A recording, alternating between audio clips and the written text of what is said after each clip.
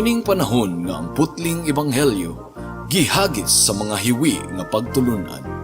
Kinahanglan mo barug ang mga tinunan ni Kristo sa pagpakigbisog sa paglaban sa pagtuo, nga magkausa ug alang sa tanang panahong gihatag sa Dios ngadto sa iyang katawan. Maoy hinungdan nga namugna kining tulumanon ang putling ebanghelyo. 30 minutos nga pagsabwag sa tinuod nga ebanghelyo. Kauban ni Pastor Jeremias Hangad, ang putling ebanghelyo.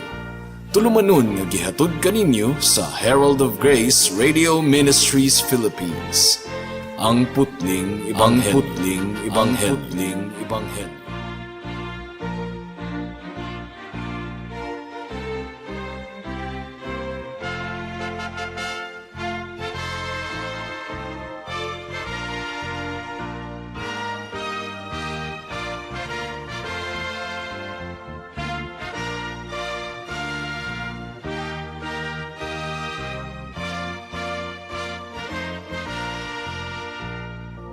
Alang sa pagpamalandong sa pulong sa Ginoo niining taknaa atong pag-aablihon ang Mark chapter 9 verse 33 to 37. Apan sa dili pa, once again among gi-greet ang among lolo nga si Isabelo Lauri Sr., 93 years old. Mark chapter 9 verse 33 to 37. Ang giingon dinhi, miabot sila sa Capernaum. Ug sa nakasulod na sila sa balay, gipangutana ni Jesus ang iyang mga tinun-an, unsa may iniyong gilalisan didto sa dalan? Apan wala sila mutubag kay naglalis man sila kung kinsay labing dako kanila. Unya milingkod si Jesus ug iyang gipaduol ang napulog duha ka tinun-an ug giingnan, bisan kinsa ang buot mahimong labing dako, kinahanglan nga magpaubos ug mag-alagad sa tanan. Unya gikuha niya ang usa ka bata ug gipatindog sa ilang atubangan. Giagbayan niya ang bata ug miingon siya kanila, ang mudawat sa usa ka bata nga sama niini tungod kanako, mudawat usab kanako, ug ang mudawat kanako wala mudawat kanako lamang kundili kaniya usab nga nagsugo kanako. Hinaot nga panalanginan sa Ginoo ang pagpamalandong sa iyang pulong niining taknaa. Katingalahan kaayo mga kaigsuunan nga human sa tanan nga nasaksihan sa mga disciples ni ini nga chapter. Nasaksihan nila ang pag-usab sa hitsura ni Kristo, nahimong silaw kayo sa Mount of Transfiguration. Nasaksihan ni Pedro, ni Juan ug ni Santiago, ug nasaksihan nila ang gahom ni Kristo sa pagpalayas sa demonyo nga nag-ulipon ni adtong bataa. Human niining tanan mga kaigsuunan, naglalis ang mga disciples kung kinsa ang pinakalabing dako kanila, imbis nga ilang dayigon ang atong buhi nga Dios, imbis nga ilang ibayaw si Hesukristo, nagsantaiyahay naman hinuon sila og bayaw sa ilang kaugalingon. Ang girecord ni Lucas mga kaigsuunan bugat kayo. Dialogue, naglalis gayud sila. Luke chapter 9 verse 46, unya naglalis ang mga tinun-an kung kinsa ang labing dako kanila. And take note, mga tinun-an kadto ni Kristo, mga apostoles, nadungog nila ang wali ni Kristo, ang iyang mga pagtudlo sa ilang taliwala, apan ang ilang kasing-kasing gidumalaan gihapon sa garbo. Mo nga mabinantayon kita kanunay mga kaigsuunan. Gitubag sila ni Kristo pinaagi sa paghatag og ilustrasyon. Gikuha ni Kristo ang usa ka bata, iyang giagbayan ang usa ka bata, gumikan kay ang mga bata gasunod-sunod kini ni Kristo sa una, somehow attracted ang mga bata kay Kristo, ug si Kristo gi-welcome niya ang mga bata. Ug ang giingon diri sa bersikulo 36 sa atong teksto, unya gikuha niya ang usa ka bata ug gipatindog sa ilang atubangan. Giagbayan niya ang bata ug miingon siya kanila nga kinahanglan nga mahimo kunong sama sa usa ka bata ang buot mahimong tinun-an ni Kristo. So gigamit ni Kristo kini nga okasyon aron tudluan ang iyang mga disciples mahitungod sa pagka-mapainobsanon. Humility mga kaigsuunan, pagka-mapainobsanon kay nagdumot ang Dios sa tawong garbuso. Adunay duha ka bahin ang atong pagpamalandong. Una, the heart of a relationship with God. Ang pagka mapainobsanon, mao kini ang tinubdan or pundasyon sa atong relationship sa atong buhi nga Dios. Gumikan kay dili dawaton sa Ginoo ang tawong garbuso. Ikaduha, the heart of servanthood. Dili kita mahimong epektibo nga sulugoon sa Ginoo kung kita magpasigarbo sa atong kaugalingon. So unahon nato ang unang punto, mga kaigsuunan. The heart of a relationship with God. Dili kini minor issue, mga kaigsuunan. Gisulti sa atong Ginoong Hesukristo nga ang pagka mapainobsanon mao kini ang pundasyon sa atong relasyon sa atong buhi nga Dios. Mao kini ang patukuranan, mao kini ang sinugdanan, mga kaigsuunan. Marcos kapitulo 9 bersikulo 37. Ang giingon dinhi, ang mudawat sa usa ka bata nga sama niini tungod kanako, mudawat usab kanako, ug ang mudawat kanako wala mudawat kanako lamang kundili kaniya usab nga nagsugo kanako. So unsa may buot pasabot ni Kristo niini, mga kaigsuunan? Ang giingon ni Kristo niining higayuna, mga kaigsuunan, kung dawato nato si Kristo, kinahanglan nga dili nato hunahunaon ang atong kaugalingon. Ang giingon ni Kristo nga ato kunong dawaton ang bata, ang little child, dili kini minor issue, mga kaigsuunan. Dawato nato ang tanan, but pasabot muministeryo kita dili lamang sa mga dato, dili lamang sa mga inila sa atong katilingban, kundili atong alagaran ug atong ministeryohan ang mga katawhan bisan pa og yano lang sila sa katilingban, mga kaigsuunan. Gigamit ni Kristo ang bata ingon nga ilustrasyon. Gumikan kay kung atong dad-on ang mga kabataan, kung ato silang dawaton, dili man ta mahimong inila, gumikan kay mga bata lamang sila. Kung si mayor ang atong mahimong amigo, kung ang presidente sa Pilipinas ang atong mahimong amigo, dunay tendency nga magpasigarbo kita sa atong kaugalingon, mahimo kitang sikat sa atong pamati, gumikan kay mga inila sila sa atong katilingban. Pero kining mga bata, kung ato silang dawaton, ug ato silang matutuon, ug ato silang atimanon, mga kaigsuunan, dili ta mo sikat niini, gumikan kay mga bata pa, mga kaigsuunan. Pero mao kini ang giingon sa atong Ginoong Hesukristo. Kung andam ka nga makighalubilo sa mga yanong mga katawhan, mualagad kanila, mutudlo kanila, mudawat kanila, na ay mga pastor uban, mga ministro nga dili sila mo welcome sa ilang simbahan sa mga tawo nga yano lamang sa katilingban. No, that is pride, mga kaigsuunan. Ang parallel passage niini makita sa Matthew chapter 18 verse 1 to 4. Gipadayag niini ang dugang detalye. Ang giingon dinhi, niadtong higayuna ang mga tinun-an nangadto kang Hesus ug nangutana, kinsa man ang ilhong labing dako sa gingharian sa langit? Galalis naman gud sila kung kinsa lagi ang labing dako kanila.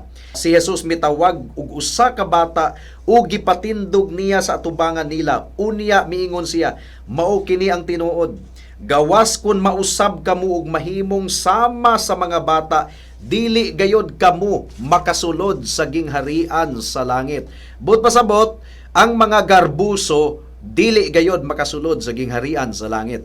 Ang labing dako ilalom sa pagmando sa Dios, mao kadtong magpaubos sa iyang kaugalingon ug magpakasama niining bataa. So in essence, mga kaigsuunan, miingon ang atong Ginoong Hesukristo, if you really want to become my disciple, kung gusto kamo nga mahimong tinuod nga akong mga katawhan ug tinuod nga akong mga tinun-an, kinahanglan nga mahimo kamong sama niining bataa. Kinahanglang mausab ang inyong kasing-kasing gikan sa pagkagarbuso ngadto sa pagkamapainobsanon nga wala nay laing gituboy, dili ang kaugalingon kundi ang atong Ginoong Hesukristo lamang.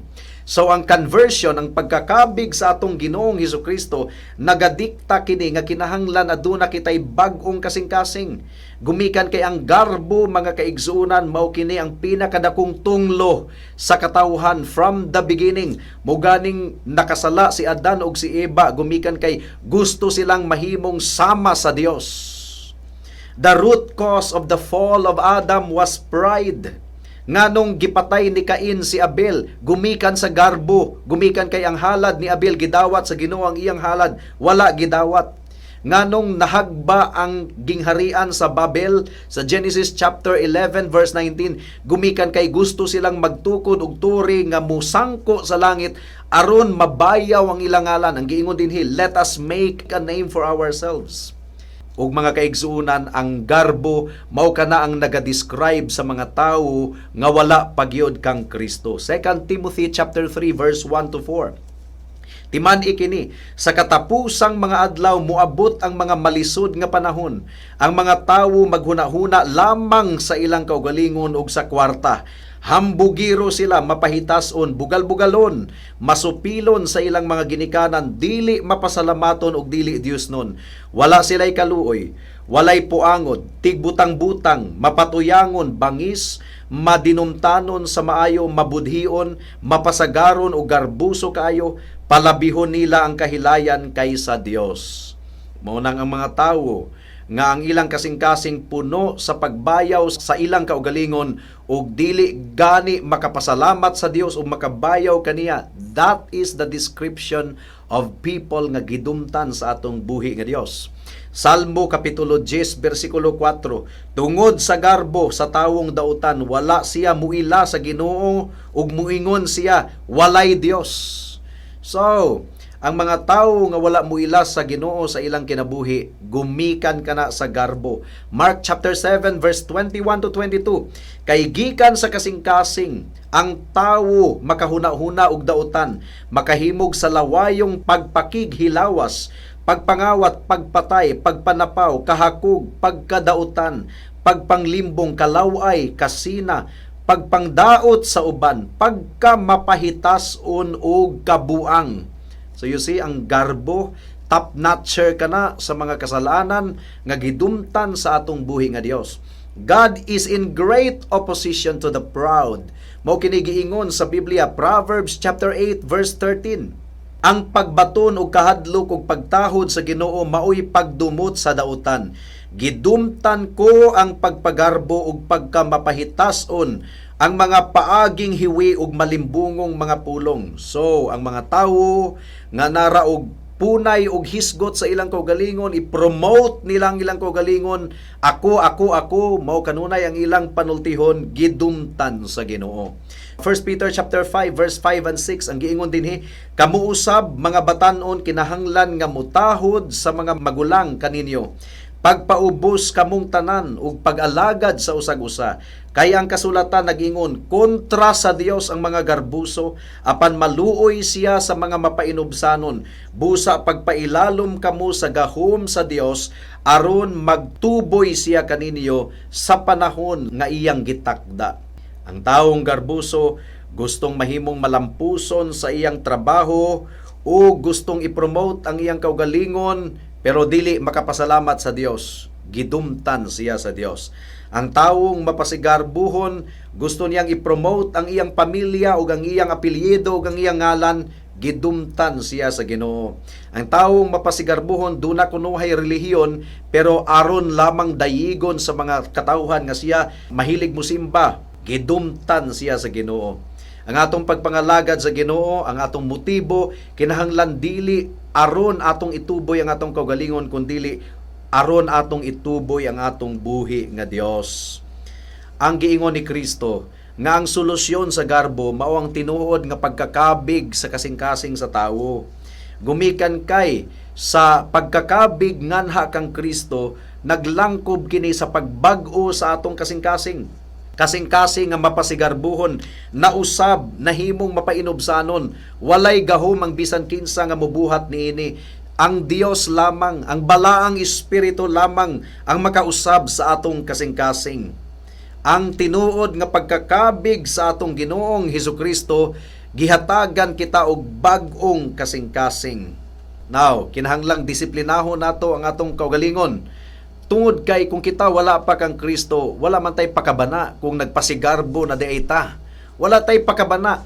Pero the moment nga ikaw tinuod nga nahimong Kristohanon, mabati na nimo nga sala gayod ang garbo, ug kung ikaw matintal sa pagpasigarbo, maghinulsol kadayon, mangayog pasaylo sa Ginoo, ug imong iyango-ngo sa atong buhi nga Dios nga ang garbo sa atong kasing-kasing ma-regulate, mga kaigsuunan. Gi-recognize ba nimo ang imong garbo? Giila ba nimo ang imong garbo, mga kaigsuunan? Ang imong kinabuhi ba naara og pataas sa imong kaugalingon? Pila kahigayon ang imong gigahin aron sa paghisgot sa imong kaugalingon, imbis nga ang uban mao ang ibayaw? Ang imong accomplishments, ang imong mga achievements, ang imong mga goals, ang imong mga desires. Kapila kahigayon, mga kaigsuunan, nga ang pronoun nga imong gigamit sa imong mga pangistoryahon, ako, namo, amo, ako. That is pride.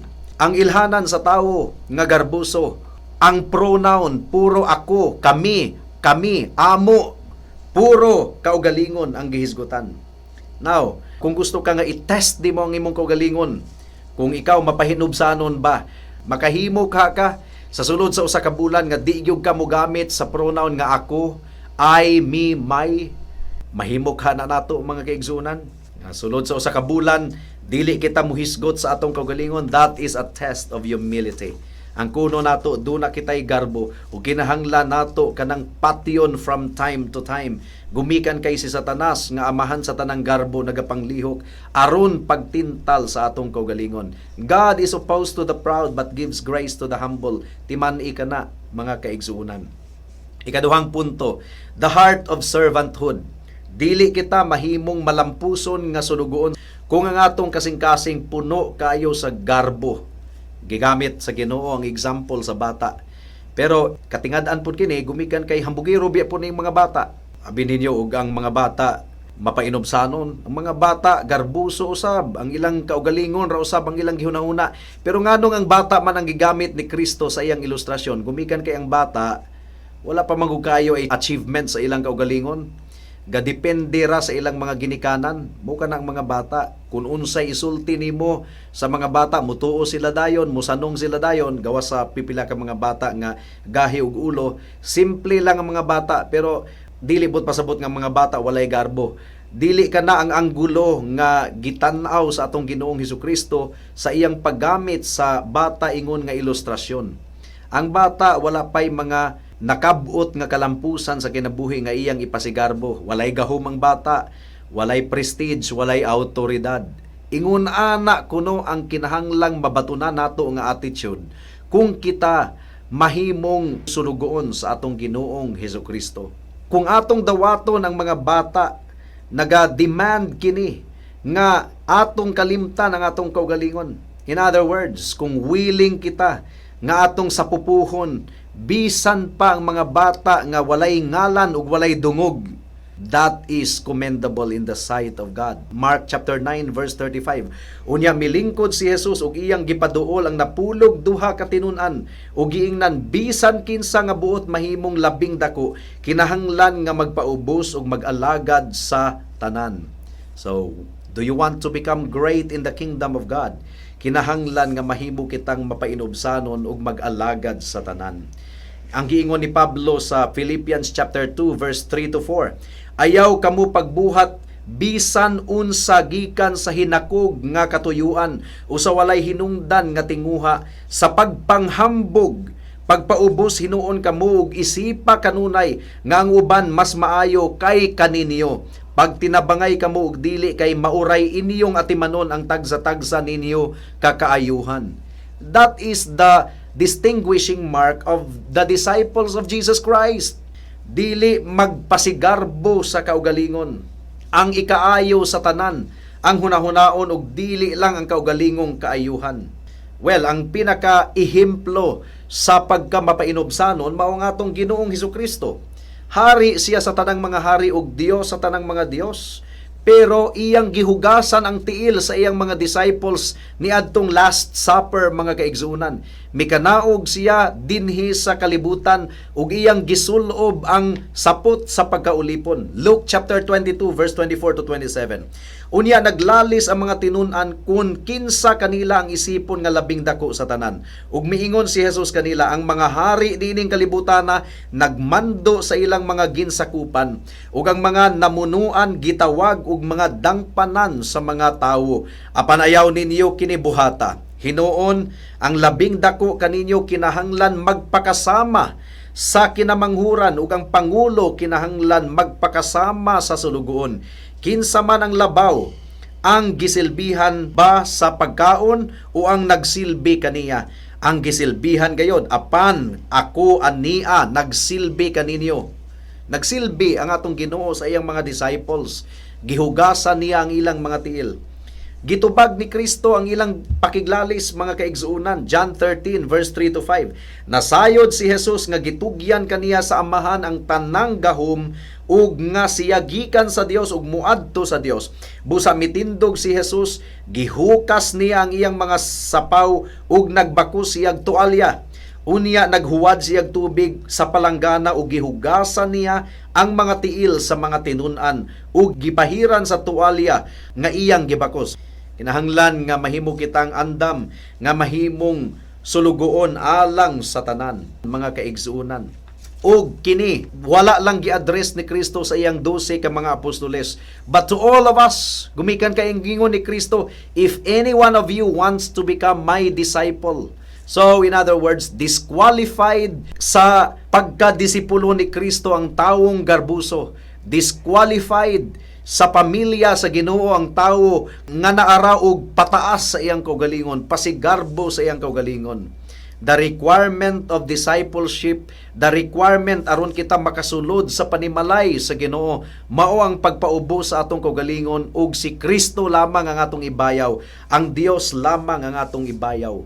Well, unsa may atong buhaton niini, isip response, mga kaigsuunan. Kinahanglan iampo nato nga kita mahimong sama sa atong Ginoong Hesukristo.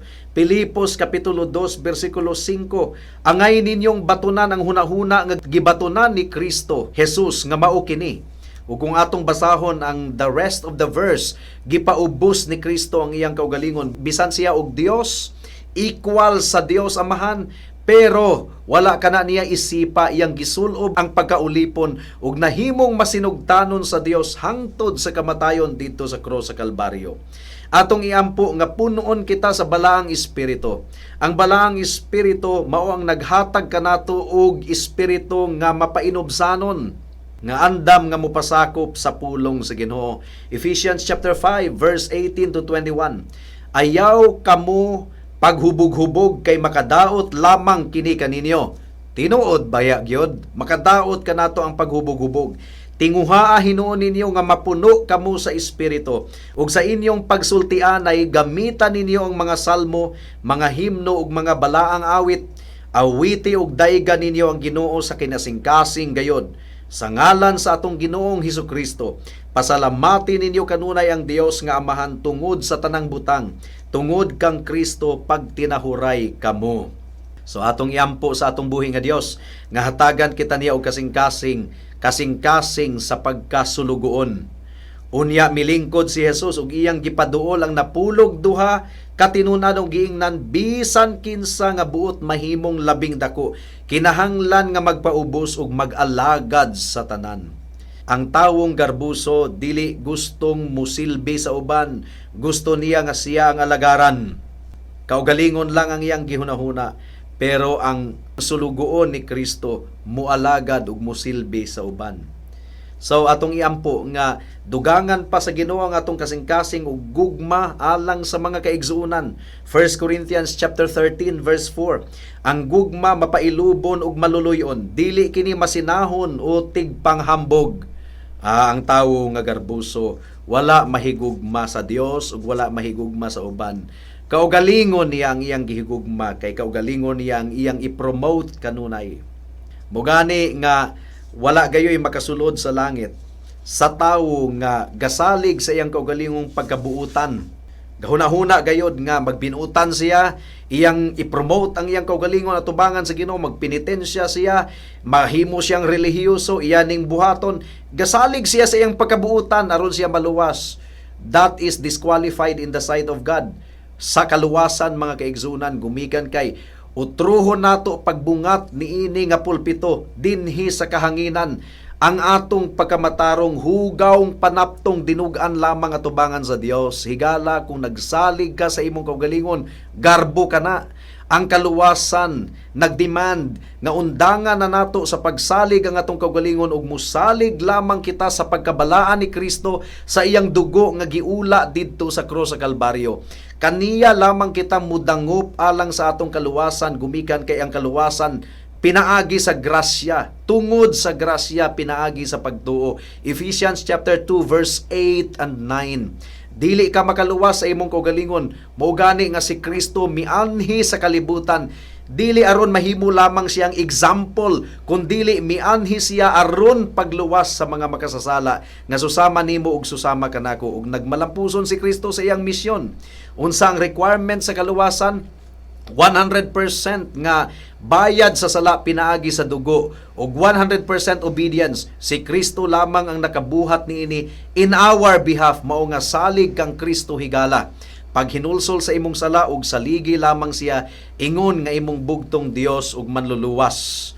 Ayaw pagsalig sa imong kwarta, ayaw pagsalig sa imong bahandi, garbo ka na. Ayaw pagsalig sa imong donasyon sa simbahan, garbo ka na. Saligi ang gibuhat ni Kristo didto sa krus sa Kalbaryo, ang iyang dugo, ang iyang pagkamatarong. Saligi si Kristo lamang, ingon nga imong Dios ug manluluwas. Buhata kini karon, samtang dili pa ulahi ang tanan, kay basin ug ugma ulahi na ang tanan.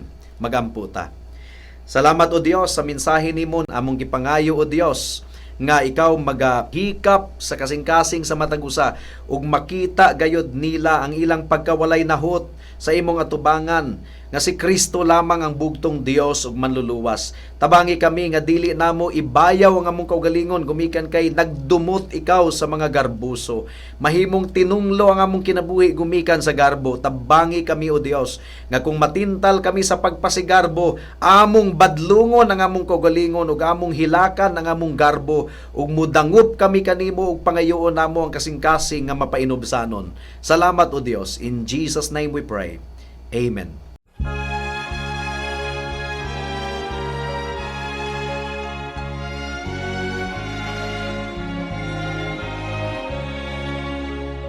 Beneath the cross of Jesus, I fain would take my stand.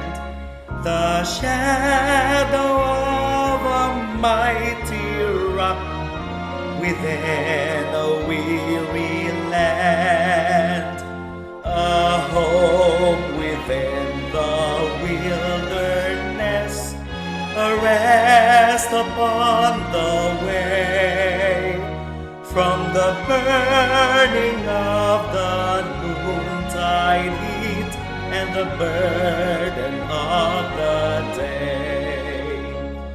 Upon the cross of Jesus, mine eye at times can see the very dying form of one who suffered there for me.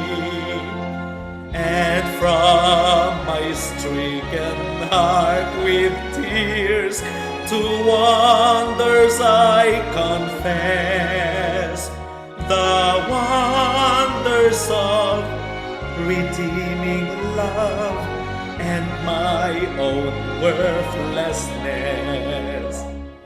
I take, O cross, thy shadow for my abiding place. I ask no other sunshine than the sunshine of his face. Content to let the world go by, to know no gain nor loss. My sinful self my only shame, my glory, all the cross.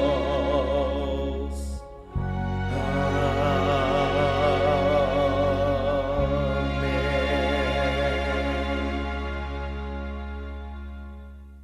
Alang sa dugang nga mga pangutana, mahimong mo text kang Pastor Jeremias hangad sa 0935 744 3030.